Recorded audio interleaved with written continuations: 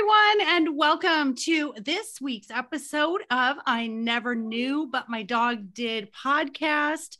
So happy to have all of you here as I'm recording. It is a Friday. Woo woo. So what could be better? I'm in a good mood, looking very forward to the weekend. Hopefully here in Texas, it'll be nice, but you never know, hour by hour. And the super cool thing is that my next guest, she also just transplanted to Texas. And so neither of us really know where each other lives, but we're going to find a way to get together and have coffee. So my next guest is Elizabeth, and I'm not even going to try to say her last name. It's Mikotowicz. Oh, I love it. Okay. Elizabeth Mikotowicz is here. Hi, Miss Elizabeth. Hi. Thank you for having me. Absolutely. Guys, I now have all the videos on YouTube. And so I'm excited to say you can see beautiful. Oh, it's puppy. Yeah, that's Athena. She's not very happy. I let the other dogs out and she's like mad that I made her stay in with me. Oh my God. I love puppies. I'm all about the puppies. So if you need to let her in, let her out, whatever you need to do, I always give time for puppies. So whatever. Oh, she'll be fine. She has a pile of treats and she has food. She just wants to run with the other dogs. So I can't let her do that right now. Okay, perfect. As long as it doesn't distract you. So guys, I just I can't even fathom the story that Elizabeth has of her life and what she's been through. And when you meet her in person, you would never know that she's been through what she has, because I was just telling her, she's a shining light who just overcame, which all my guests always have these really triumphant and horrible, heartbreaking, difficult stories, but yet you can see once we shed all of that trauma and negative energy, we end up being lighter and happier and these bright lights in the world. So let me tell you a little bit about Elizabeth. Elizabeth was adopted at birth, and she had a safe, loving home growing up.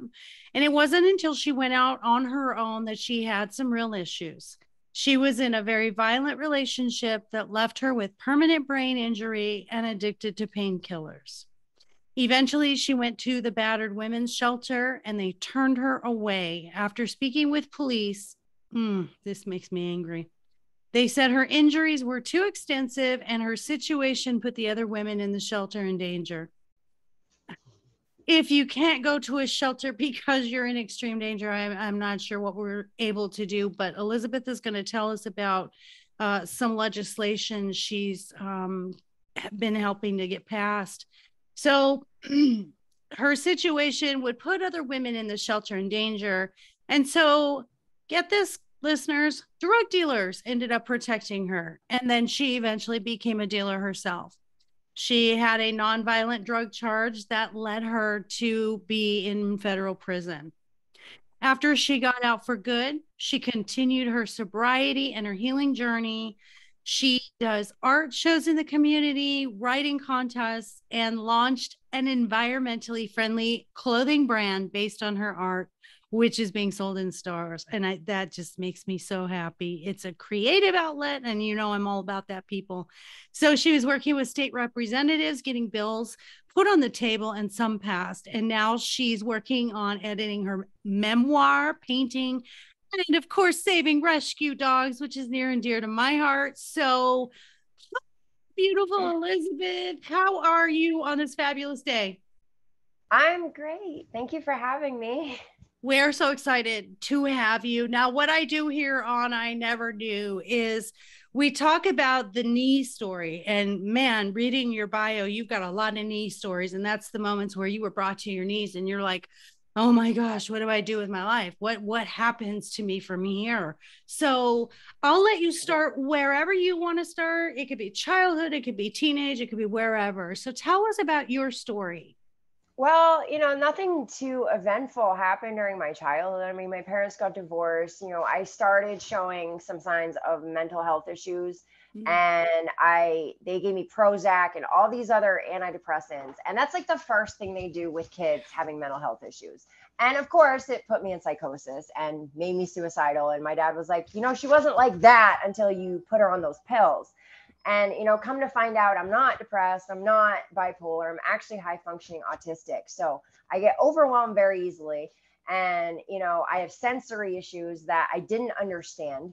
And I had, symptoms that kind of spread over ADD, bipolar, like, not to those extremes, but it was like a watered down version of it. Yeah. And so I've been through like every diagnosis they have. And I had to figure it out for myself that I was high functioning autistic. I don't even have an official diagnosis, but I've taken all the online tests and I have scored significantly high. And honestly, I don't even want to get officially diagnosed because then people can put you in conservatorships really easily and, take away your freedoms like that. So yeah. I'm good with where I'm at. Yeah. But once I got out on my own, I was, dating men that were very abusive. And I don't really know why. People always ask me, well, why did you get into that? Like, I don't know. And then I find out my biological mother barely made it out alive from domestic violence. And, women generations back in my family, it literally, just because I got adopted doesn't mean that I escaped that generational trauma. And, he beat me with a wooden dowel to the point my skull was showing. And they had to sew the muscle back, then sew the skin back. And I started getting seizures, and I found out I was pregnant with my son that day. And they gave me opioids. And first I took them, but then they're like, all right, here's your appointment for the pain clinic. And I'm like, pain clinic? Like, what do you mean? Like, I don't want to keep taking this stuff like I'm pregnant. Like, I can't keep taking this stuff. Yeah. Well, the fact that I was getting seizures and that my blood pressure was skyrocketing, they said that put the baby in danger. And if I refused, then it would result in a call to Child Protective Services. And so these people that are stuck on the stigma that, oh, you chose to be an addict. No, I didn't. In fact, I tried to stand up for myself at every turn. The first time I shot up was because my ex trapped me in the bathroom and tortured me and said, you're going to do it. You're going to do it the right way. And I had no fight left in me. Yeah. And so, these things escalate, and it wasn't just the physical abuse, it was the financial abuse. Every time I got any money, he'd take it from me. Yeah.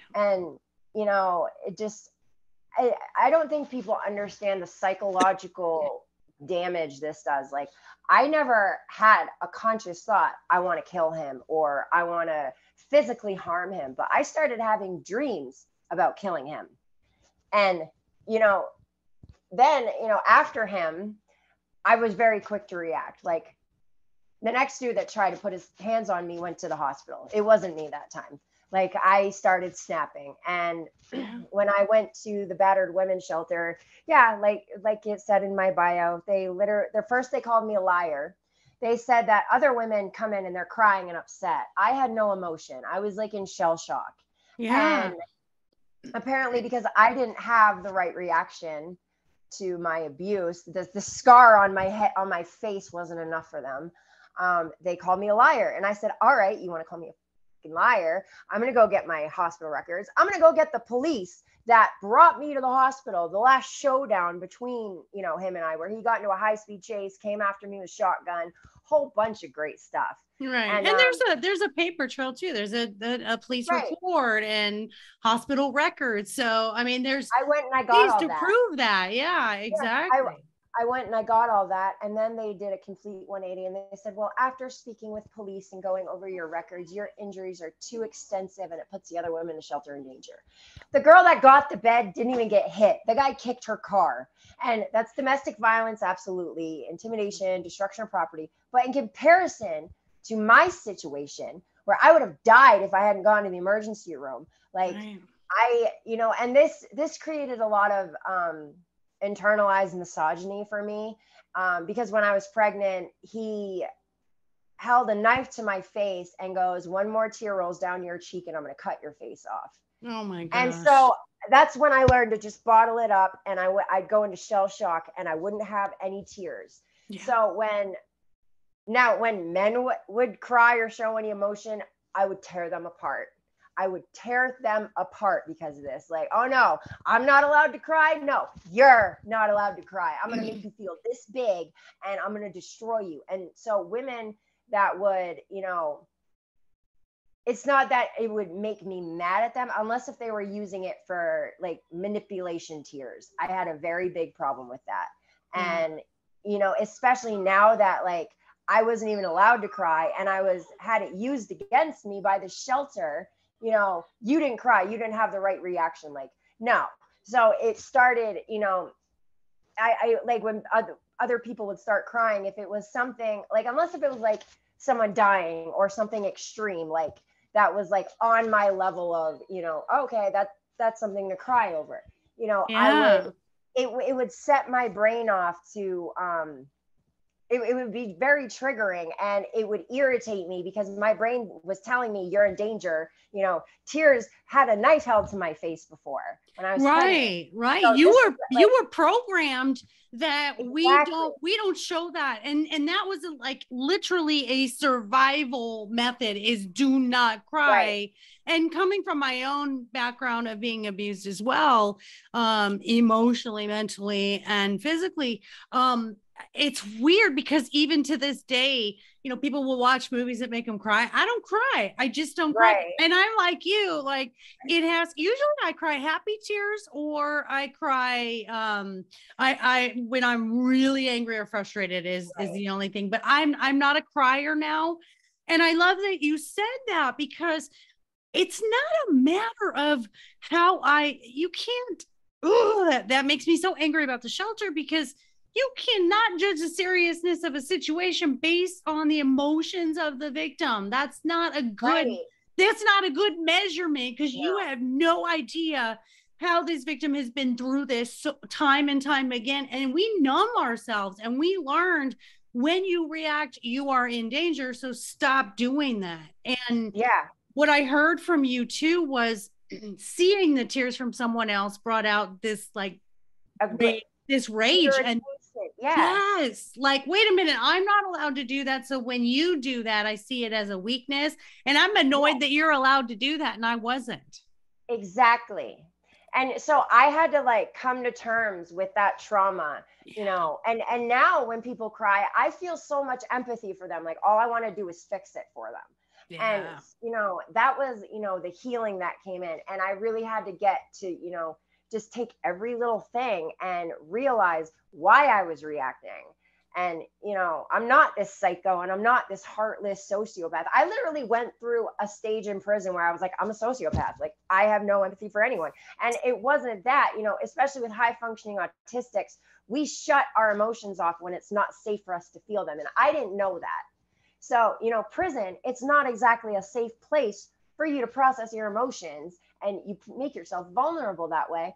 So, I literally got to a point where I was like, that's it. Like, I'm going to get out, and my friend starts laughing at me. She's like, dude, you're not a sociopath. Like, the fact that you're even worried about this, like, proves you're not. Like, but it's like when you're told stuff over and over and over and over, you start to believe it. And interestingly enough, I'm going to actually start coaching my autistic friends, and also ADHD, and because I am neurodivergent myself. And so I've just I was diagnosed years ago when I was like 35, but then I've realized all these different ways that my brain's wired different, and I love it. And I'm embracing my superpowers. Like, I'm embracing what I do really well with this. And I'm kind of like, I feel sorry for the people who don't have it, because I can multitask like nobody's business, and I can squirrel with the best of them.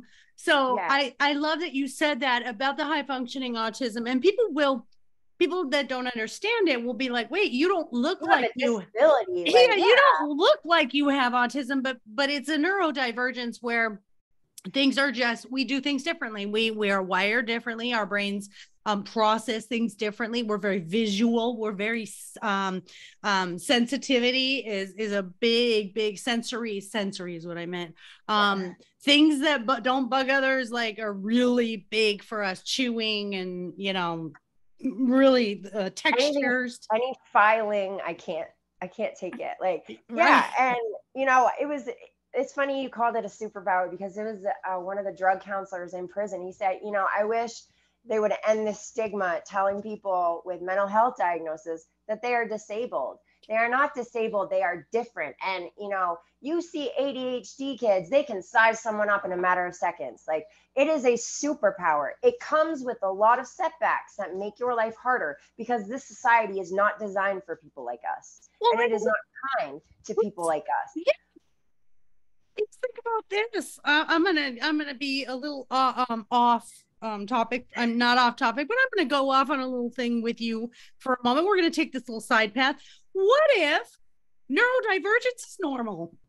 What if all the neurotypicals are unusual? See, that's the difference. It's only because society has said if you do things different from the norm that's been established over generations and for however 300 years, it's weird and it's different and we're labeling you. And I don't see it that way. I just see it as we all have a piece of neurodivergence in us. We all do things different. We're not robots. We're not all the same people. So it shouldn't even be like a diagnosis or a stigma or a label. It's like, we're all different. Let's just keep it at that. We're just a really diverse bunch of humans thinking differently and doing things uniquely in our own way. So sorry, I just went off on that. Oh, you're fine. Squirrel, but what I really want to talk about is, how did you cope in prison with what was going on, with the trying to get sober? Well, I mean, instantaneously, they don't give you a chance to, obviously detox, and B, with being told you're a psychopath and all the trauma, trying to process all of that. How did you cope with it? And what's wrong with the prison system that we need to talk about? Well, my first week at Somerset County, I witnessed an entire pot of women get stripped because they signed up for a razor, and the male sergeant wanted a list of who shaved their vaginas and who didn't. Those that did were punished. This is the PG stuff that goes on. And, when I was at Somerset, I was put in solitary. I was given the wrong medication, so it put me in psychosis. So I'm in solitary, and this female sergeant, is telling me to kill myself because she didn't like me. And she did this to another inmate after I got out, and he tried to hang himself. They had to cut that inmate down from a suicide attempt, and she still has her job. And one thing I want to add about the shelters real quick. Yeah. This is a problem with victim shelters. So a friend of mine tried to get into the human trafficking shelter. They wouldn't take her because she wouldn't snitch out her pimp. He had her mom's address, where her kid was. He had all of her IDs, all of everything. So you're turning victims away because you're not getting something out of them. It is not a victim's job to put a sex trafficker in jail. They are just trying to survive. Right. And for these shelters to get all this money and all this, whatever, it was like my situation. And then when I got out of prison, there was a Miss Maine who got the guy in trouble. There was domestic violence. She put him away, all that stuff. She was on like this slander tour, like all through the media, trying to get all of his businesses like shut down or taken away. Like, no, he already served his time. It's not okay what he did.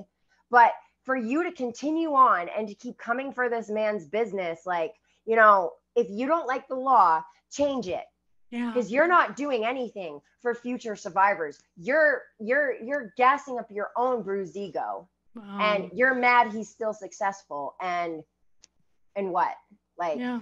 If she was doing something for other victims and, trying to, I told her, I was like, why don't you sue that guy and open up your own shelter? So what happened to me doesn't happen to anyone else. And she was just all about her own ego and, you know, bringing this guy down. And it's like, I'm not about bringing my ex down. He can bring himself down, which he's done over and over again. I want to change things for the victims who have it even worse than me.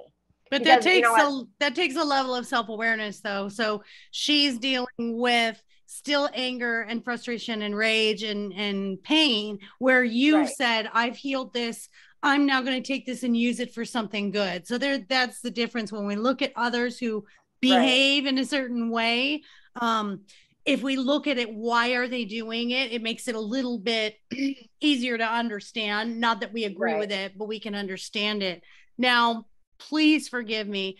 Someone who's never even had, well, I've had a traffic ticket, I should say, but never been arrested for anything. Well, almost, because I did get into a little bar fight once. But let me find out you throw hands. But luckily I got out of it because my girlfriend was a police officer. So she said, you know, you better hurry up and get out of here. And this was years ago in Monterey, California. So forgive me if I sound really ignorant and silly, but my only reference to prison is Orange is the New Black. And as you are describing some of this stuff, it's like this dirty stuff that these guards do and these things that happen. See, federal inmates who have done more than a year really don't appreciate her or her book, because she made it sound like it was Camp Cupcake, like you're going on a spa vacation or something. And, you know, I appreciate that she opened the door and started the conversation about mass incarceration. And nobody can take that from her, because it was great. Thank you for that. But, you know, she talked a little bit about, you know, solitary and how awful it was, but, you know, it's like she watered everything down. And I was at Danbury. She didn't talk about, you know, the 4 inches of black mold that are in the showers that women are breathing in, you know. And then while I was there, you know, they built an $80 billion brand new facility, but they couldn't fix anything at Danbury where there already were inmates. They just wanted to put 30 more inmates down the hill to make money off of. And this is why this is happening. You know, America makes up 25% of the global incarceration population. We make up 1/4 of the entire planet's incarceration population. We're 5% of the population. We're also doing 70% of the pharmaceuticals. This is all about money. The system is doing exactly what it was designed to do. A hospital saves $350,000 a year contracting their linen to be washed by inmates instead of paying regular people minimum wage, not even a livable wage, just minimum wage. And this is what happens. They have us working 40 hours a week for $5.25 a month. Oh my gosh. You can't even buy tampons with that. They, you know, and it's under, well, I'll refuse. You know, you can go ahead and say that. They'll throw you in the shoe. They will take your good time away, you know, and everybody just wants to go home. Yeah. Like that's all you're trying to do is become better. You know, the addicts are trying, you know, not to, you know, you're trying to fix all your issues. And they love to say, oh, we have all these programs and we have, you know, all these great stuff that helps people rehabilitate. It takes 4 years to get into any of these classes. So if you have a long enough bid, you'll be able to take all these classes on top of all the trauma that you're going to experience while you're in there. It's amazing to me what they want the outside world to see versus what's really going on. Why are we 25% of the global incarceration rate? What is it that we're doing here? Because money. Okay, so we want to incarcerate because it's a money generator. They're making money. They get a free workforce from us. I mean, there were inmates moving dead COVID bodies and fighting wildfires out in California, getting paid pennies a day. You know, that's what they want. You know, whenever there's tons of laundry places and call centers, like there are like places inmates go to work and they're like regular jobs. We just don't get paid anything for it. And it's disgusting because, you know, they say, oh, you have free healthcare and, you know, free food. Dude, the food they buy us comes in boxes that says not for human consumption. And I was there when the feds decided, oh, women are smaller than men. So they cut our food in half. The amount of food we got, they cut it in half. And when they run out of food, when they screw their budget up and run out of food to feed us, it's the women who go hungry first, because who do you want to tell there's no food left? A bunch of nonviolent women or a bunch of men who are going to riot and tear you up? Right. It's Is there any the women who go hungry regulation? first. Is there any No. regulation or any sources? You can write a grievance. You can write a grievance, and then they do their own investigation. And most of the time they ignore you. But if you were to write a letter to, like, I don't know, politicians on the outside, your life will be a living hell. The retaliation in there is real. Like and it's so bad. I mean, I pissed some guards off. They were planting stuff in my cell, and they were telling the feds that I was threatening people. I never threatened anybody. I told a girl to get the hell away from me because she's a snitch and I don't like her. But, you know, I never threatened her or anything like that. And so they will literally like set you up for more time, or just put you in solitary. Or another favorite thing these sociopathic guards like to do is when they're patting you down, they'll push you up against the wall to get a reaction out of you. Like just even like to catch yourself. So if you move, they're going to say, oh, I thought he was going to hit me. And they can mace you, beat you down, you know, whatever. And if you react, if you fight back in any way, it's 5 years. Oh my gosh. I mean, just this subhuman treatment. It disgusts me. Now, tell me about some of the legislation you were fighting for, because you were in Maine. And so now you're in Texas, and we're in the red state now. So you can try to change that, because I'm not red, and I won't get political here. But tell me about the legislation that you were trying to get changed. I love that you advocate. I love it. So I was never into politics, but our former governor, Paul LePage from Maine, when I was in prison, he got on TV and said that black thugs from the hood come up to Maine, impregnate our white women, and flood our streets with drugs. I was a drug dealer. I participated in this shit. And it was not just them coming up here. It was because police informants and drug addicts, mostly police informants, would go down and get them. And it would be just a revolving door. So I wanted to call this stuff out. Not to mention, I was in prison with one of his escorts, one of the women that he used to pay for escorts. So, and his whole argument was, I'm willing to let you have your abortion rights. Yeah, right. I am well informed how you like women on your knees. I am not buying that for a minute. And, you know, I started talking with some of the state reps after an officer got arrested for giving this child drugs to give to her mother, who was giving him sexual favors for the drugs. He was a cop for over 30 years. So he's well versed in addiction, and he was extorting this woman's addiction and her mental health and using her child to do it. So I called the DA and I'm like, why aren't you charging him with a sex crime? This is extortion. This should be the same thing as, you know, correctional officers, because there's no such thing as consent with inmates in jail. I'm pushing for a bill that makes it the same with cops, because if a cop comes up to me and hits on me, the only thing I'm going to think is, what am I going to jail for when I say no? And, you know, the DA was like, you know, you made a lot of really good arguments, like things I never would have thought of because I've never been in your position. And you could make, you know, some good changes, but the way the law is written, it was consent. And I cannot charge him with anything, but I am going to take this into consideration, you know, for sentencing, because, you know, I didn't even think of that. But what you can do is write to your local legislature. They can put bills on the table. So that's how I started, you know, kind of, you know, playing around with politics a bit. And, you know, one of the bills that just got passed was all jails in Maine are now mandated to provide tampons and pads free of charge for women. Thank God. Yeah, well, what happens is women will get so desperate, they'll try to make tampons out of something and end up getting infections. And these guards don't care. I've watched women guards go, bleed on yourself. What do I care? Because they think it's funny. And it's like, dude, you're doing it to another woman. Like, yeah. Basic human needs. That's basic human needs. Right. Come on, that's basic hygiene. I mean, oh, that's infuriating. And unfair treatment of women, and gender specific here, because men don't have to deal with any of that. And on top of it, a regular box of tampons that costs what, $8, it'll cost 15 in there. All of their stuff in commissary, they jack the prices up. Like, I had a little MP3 player, it cost $13.99 at Walmart. It costs $89 in there.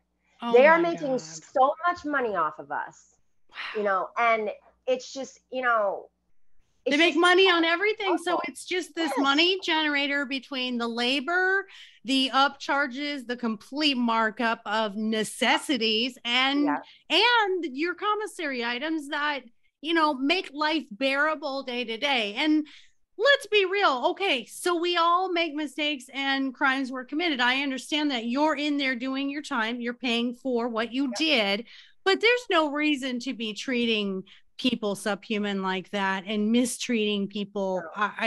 That's just me. Human rights, basic human rights. Yeah, you can't get better in an environment that's making you sick. And we are traumatizing these men and women in prison and then expecting them to get out of prison and be able to act normal. Solitary confinement, they did a study and it literally slows the brain down from the lack of stimulation.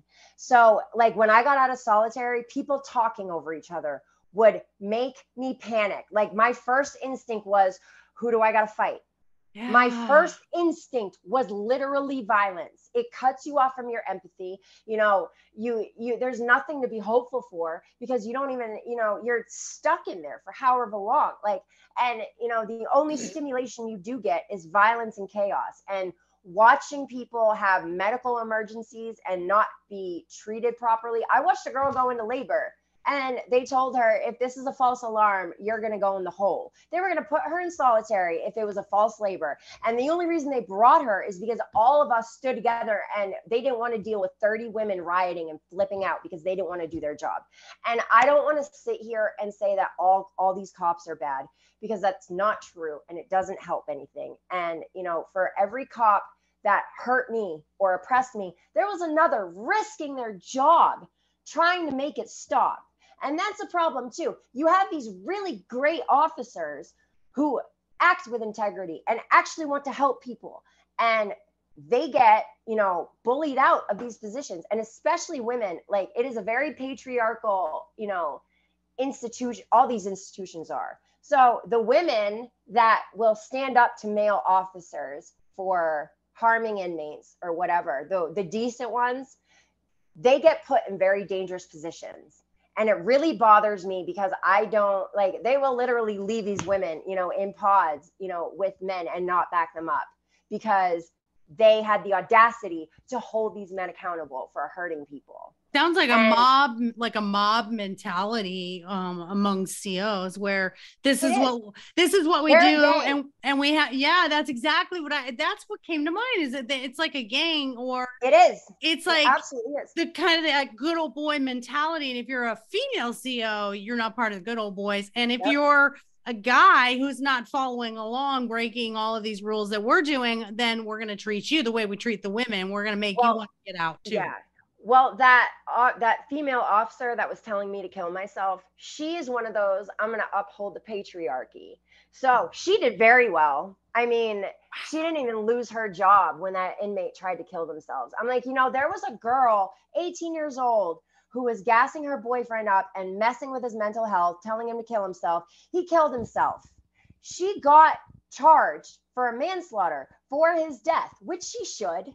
But you're telling me this 18-year-old little girl who is sick in the head is going to go to prison, but this officer of the law who's grown gets to keep her job, gets to keep her pension, and gets to psychologically abuse however many women that are in her care. Let me ask you, what is it like when you get out? Is there a lot of support, or is it just sort of you're out, you're done, you better find your way in the world kind of thing? Because I think that's important to follow up, right? Yes. They give you 30 days of medication.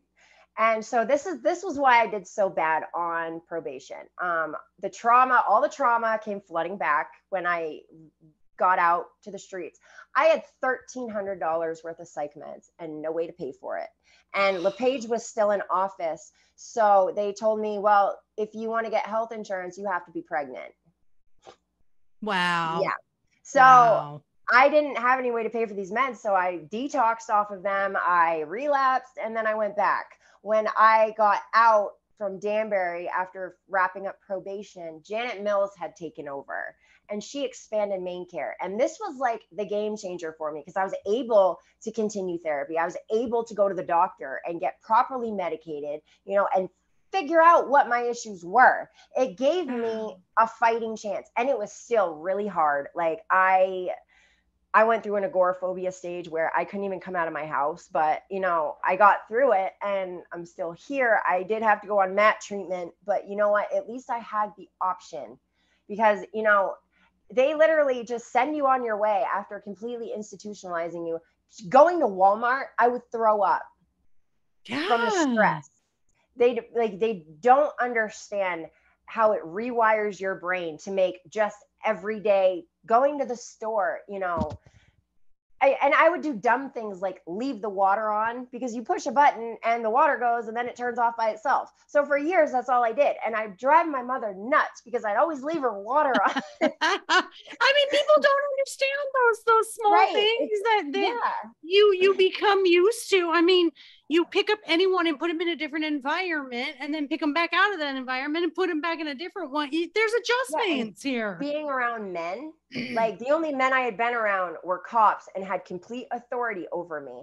And, you know, little things like keys, the sound of keys, the more keys on a chain, the higher up the officer is. So I hate the sound of keys. Flashlights, because, you know, all night for, you know, 3 years, I'd have cops putting a flashlight in my face. And, you know, it's just so invasive. And, you know, like they're doing this to the juveniles as well. Like the Republicans want to sit there and be like, oh, we need armed guards in every school. You put armed guards in these schools. And the only thing you did was send like tens of thousands of Black kids to juvenile facilities. And these juvenile facilities are even worse. It is where predators flock to for employment. 96% of predators have never been caught. Never even see a courtroom. This is a problem. These kids are getting traumatized. When I was at Cumberland County, there's one juvenile center in Maine. And it's awful. Every couple of months or years, they're in the paper for something horrible because horrible things happen to children there. And they bring the kids that they can't handle with the adults.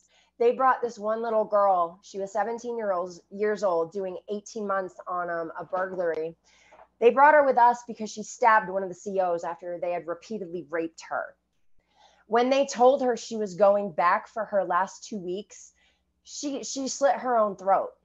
That's what I dealt with on Christmas. There was a code white of all things, and I didn't know that meant, suicide attempts.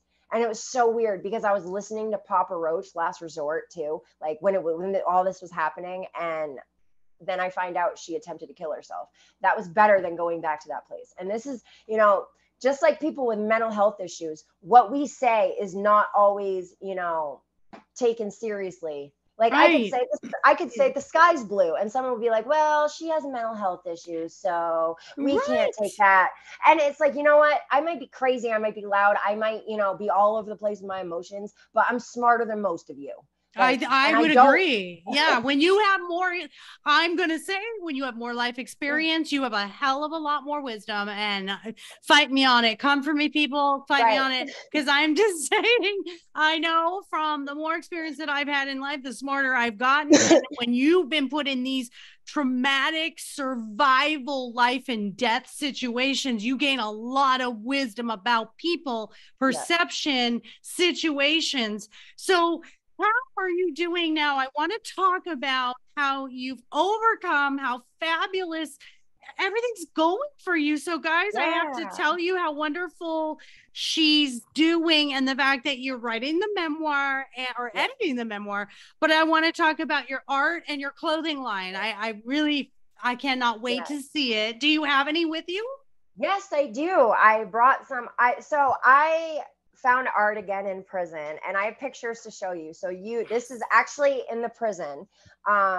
I call it my blue period because they only let me paint with this beautiful, vibrant blue. And then I had black and white for shading. So these are the murals I painted all down the hallway. And I got paid $57 a month for this job. I had one of the highest paying jobs in the prison. Oh my goodness. Oh, that is so beautiful and symbolic. I love that. Look at that. Oh my gosh, you're so talented. Your shading is freaking fabulous. Ooh, I love that one. Look at that. I love it. Peace. Yeah, and I got a tree, and in between them would be all these great quotes that we picked out. Like one of my favorite ones was, expecting life to treat you fair because you're a good person is like expecting a bull not to charge because you're a vegan. Yeah, that's fantastic. Something to help you get out of that victim mentality, because it's very easy to do. I love it. And humor. Over the pandemic, I found this amazing company called the Galleries, and they're French Canadian, and I am just so elated with them. Like, it's environmentally friendly, it's inclusive, it comes in plus sizes, and you know, it's sized properly. Like, you know how they shove skinniness and prettiness down our throats, and then you have these brands out there that will size things, you know, 3 sizes smaller than it should be. And you know, I remember being a teen and it really, you know, affecting, you know, how I felt about myself. And with all the mental health issues, I've never struggled from an eating disorder. It never got that bad, but I would never want to put a product out there that would, you know, add to someone's body dysmorphia. Right. And these, all of the, like, this is one of my shirts here. Oh, that's gorgeous. Get my hair out of the way. Yep. And so I painted this. All of these are my paintings, and this is called a Faruski, and this is my lucky koi fish. I put gold scales in, you know, to draw in abundance and wealth, and I'm very, you know, beautiful. Absolutely beautiful. Listeners, you have to go to YouTube because you have to see these to really appreciate. Look at the horse. Yep. And I have like one day I'll paint something gothic, like, you know, kind of like this, and then the next day I'll paint flowers and butterflies. Like, I'm kind of all over the place, but there's really something for everybody. I love that. Well, I think energetically we just shift every minute. So what's the difference? Oh, the butterflies. Look at. Yeah. And everything is just so well made. Like, the quality is just amazing. And I love this scarf. This is my Pisces full moon scarf. And everything is just absolutely beautiful. Like, you are so amazingly talented. Oh my gosh. Thank you. And the material looks these great. Are placemats. These are placemats. Coming for gorgeous. Yeah. And I even got some little bags too. Little makeup bags. They look pillow covers. Yep. Covers. And all of the paintings, you can see the whole painting on the tag, and you can also see all the paintings on the website. Okay, well, that brings us to, where is the website? Because guys, you really need to go see her art and all of her items, because they're stunning. They're absolutely stunning, as you are. So what's your website where they can go shop? It is legalleries.com/en/Elizabeth.Mikotowicz. Perfect. You can also find me on Instagram and TikTok. I'm doing a series on TikTok about the violence against women that I witnessed. Good girl. And I also teach you some cool little prison hacks, like how to pour water through a locked door without spilling it, because you actually have to do that if you want water in some places. The guard won't always open the door for you, so you can get water. I want to follow you on TikTok. What's your handle on TikTok? Okay, all my handles are the same. It's EPM_art_1111. Love it. Elimination. I love it, guys. I'm going to have all of this information as well on her episode. So it'll be both on the Apple as well as the YouTube. I'll have her website, and I'll go find her on Instagram and TikTok too, so I can put that in there for you guys. Elizabeth, I'm just so proud that you're doing so well, and you're taking such a negative experience and also being a voice for the women who are still there, who need change out in the world, and you're going to be that conduit that brings that change for them, because no one should be treated subhuman and abused because of what they've done in their lives. I just think that's no, horrific. your punishment is to be detained, not to be beaten, maced, raped, degraded, have your mental health, weaponized against you. And it's very racially motivated in there. I noticed a big difference from when I was in, the South, in West Virginia, Alderson, just the tone of voice they would use with Black inmates compared to me. And one of a stray dog came on to, the property, and one of the Black inmates was feeding her. And the guy from the kitchen goes, "Wow, I never thought I'd see you feeding that coon dog." I didn't know what a coon dog was at this point. Like, I was still very in the illusion of white supremacy, that, racism and segregation and all that stuff is over with. And, everybody's equal now. I had to go to prison to see things for what it was. And, I didn't know what a coon dog was. I didn't know that that's what, slave masters would sick on, runaway slaves. I had no idea. And for him to use that language, like, first of all, there are no slaves anymore. Well, not that form. It's rebranded into another form. But, and I met a handful of women in prison that, were sterilized against their will, and by the prisons. And this was before Trump filled up the ICE camps. And you heard about all of those refugee women, getting sterilized against their will. They were doing this to American women. And one thing I noticed is that not a single one of them were white. All of these women were women of color that were getting sterilized. So, and now all of a sudden it's a great day for white lives with the overturning of Roe v. Wade. So no, they are still committing genocide. They are, and I like the way Black women get treated, by doctors. Like, I had no idea that was an issue either, until I heard these horror stories of, just people losing family members, or just doctors literally letting them die when they shouldn't, very treatable things. And it's just, a country cannot be, this is a great quote, a country cannot be judged by how it treats its highest citizen, but how it treats its lowest. And we are falling very short. They want to gaslight us with land of the free and all that stuff. You know what? I was in prison with all the female vets that were thrown away by the military for standing up to their rapist. Wow.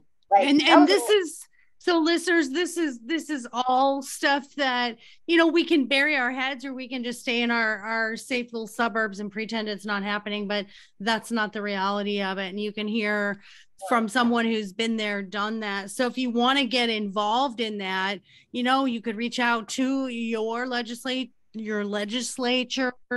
and to any of your lawmakers, and just, research, or could they even reach out to you?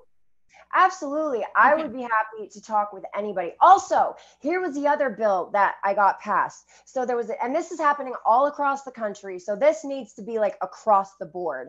So in Bangor, there were 2 homeless encampments. Well, that went to 10 real quick during the pandemic. So there are all these homeless people and these greedy landlords, management companies that own, hundreds of properties. I'm not talking about, the small time landlords that have 1 or 2 properties. So they would be collecting these application fees and not actually renting the apartment. So you've collected 70 application fees and you couldn't find a single tenant. Yeah. They're making triple the rent without turning the lights on. And it is driving the homeless crisis up.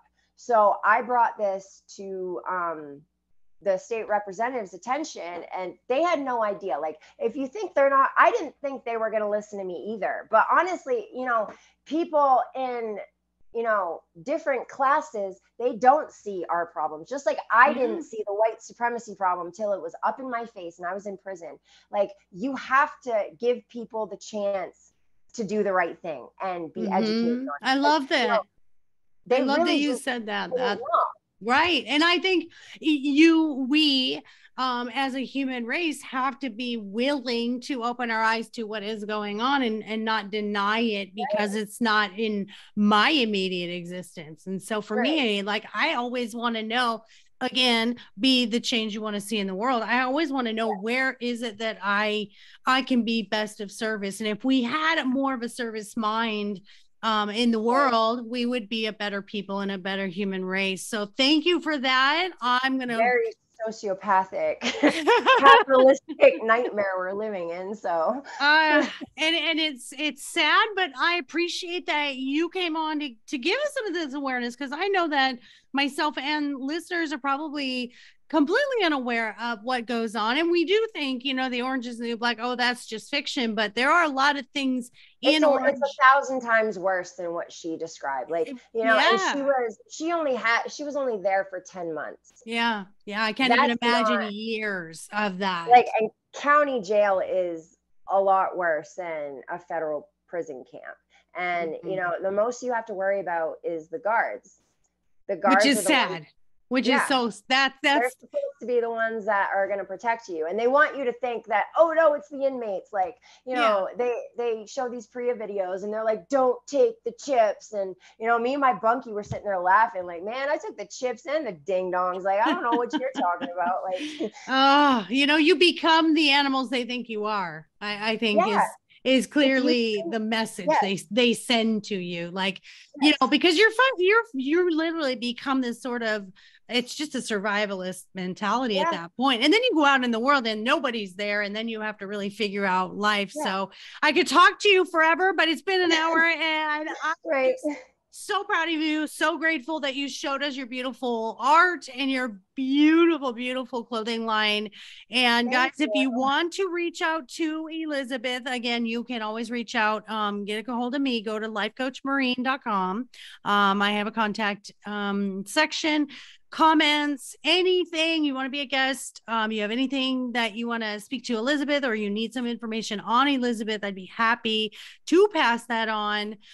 Love you all for listening. Thank you for all the 5-star reviews. My little housekeeping things, life coaching, dating coaching, relationship coaching, self-esteem, self-worth coaching, all of the good stuff, lifecoachmaureen.com. Don't forget my books on Amazon.